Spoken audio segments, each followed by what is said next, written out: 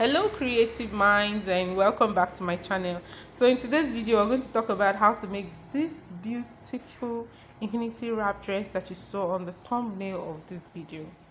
So right here I'm trying to map out the square of which I'll be using to make this dress. Now the dress I'm making is without side seam. Yes, we're making a gathered trouser. Is like a gathered trouser. That's the word for it. An excess trouser that will be gathered into a fitted waistband. Then we'll have our long rope to form our infinity wrap effect. So the rope will be what we'll be using to do different styling of the wrap. That's why it's called an infinity wrap dress. So here the fabric I have is unequal at that edge, so I'm trying to trim it off.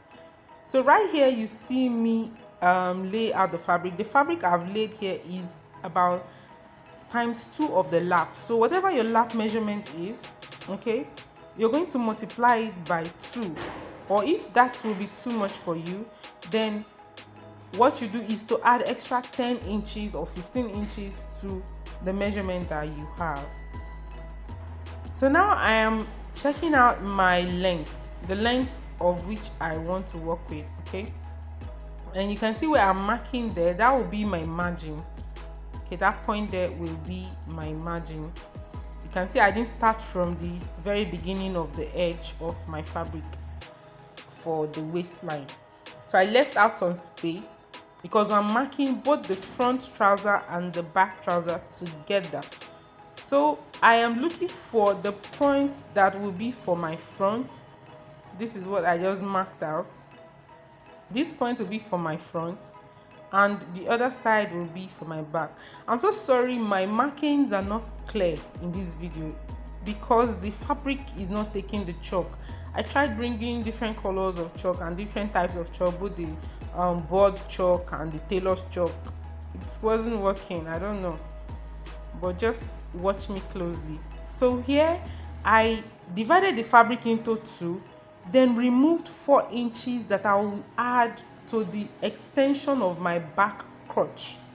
You know your back crotch will have extra 4 inches for the back extension, so, or 3 inches, depend on what you use in working. So that's what I did. So the part assigned to the front now is smaller to the part for the back. So this line I marked now is my waistline. This will serve as my waistline. So from the waistline I'm going to mark my hip point and my crotch point. So I'm using a crotch point now of 10 inches. You can use 11, you can use 12, depends on what you want to get. But because I have a fabric that is stretchy, so I just stopped with 10 inches.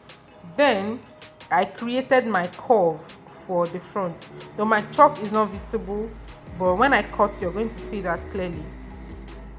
Now coming to the other side, okay, this is me trying to use my marker so it can be visible, but still that was not visible at all.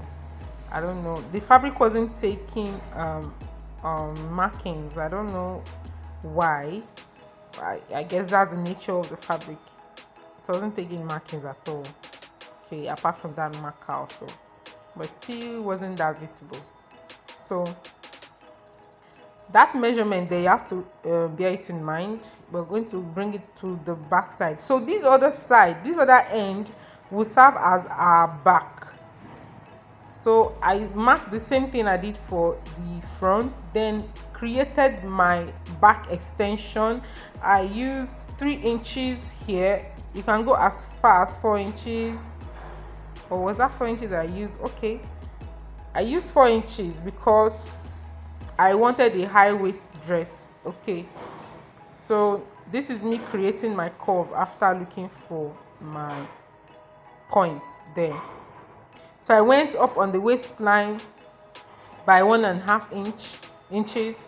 This is to accommodate the butt. You know how we come up by that for our trouser. Then you link up that line to your front waist line. So you're going to have something like a slant at that point. Okay. Now I'm cutting my front crotch. That's my front curve area. That's what I am cutting out here, and that's it. So because I want to make a gathered kind of palazzo, I am not going to narrow down to the ankle. So I'll cut to that my through my waistline up to the back of the waistline, also that's my waistline of the back rather, then through my curve for the back also. All right, then I'm cutting open my fabric because here it is on fold, so you need to cut it open if yours is on fold. Cutting it open at this point so I can have it open.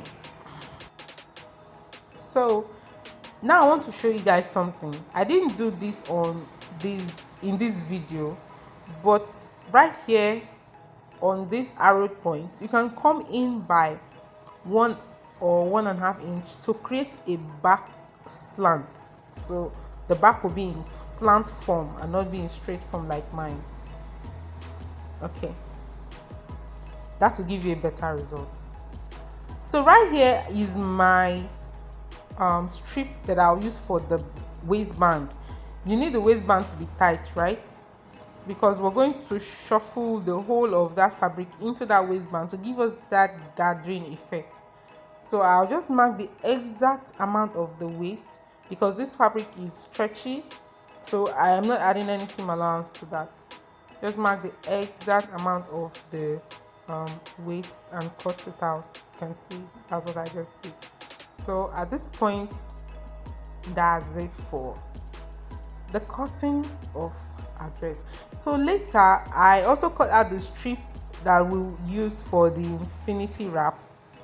I know it's a long strip of fabric, so I just cut it out very long because you can use it to do different styling later. Now on the sewing aspect, though I didn't show every aspect of the sewing because I lost from videos, I'll just show you what I did at some point, and I'm sure you get the other part by yourself. Now this is our fabric that we just cut. This is it. This is it. Everything matched up like so. So that's the front at this part.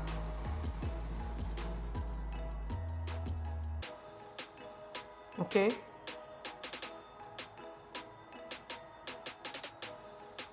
and these other parts by my right is the back. Now you're going to be working one piece after another, so you work one piece at a time. Now this first piece I just folded it, then come to just fold it like I did. I don't know how to explain it more, and so that will form your inseam. So leave the crotch area, just leave the crotch area out, fold and sew like so all the way to your hemline, or you can sew from your hemline all the way to the crotch line, whichever works for you. Okay, I've done that now and my stitches are in place. So I'll set this one aside and also do the same thing on the other piece. So for this trouser we only have 2 pieces. We don't have 4 pieces. We only have 2 pieces rather. We don't have 4 pieces because we're not going to join at the side seam like I said earlier. So this front crotch area, you're going to join it to the back crotch area and to form your inseam. Okay, you can see that's what I'm trying to explain to us here. So you sew all the way to the end line like so. So I'm done with both of them. So just bring out one of the piece in place like so.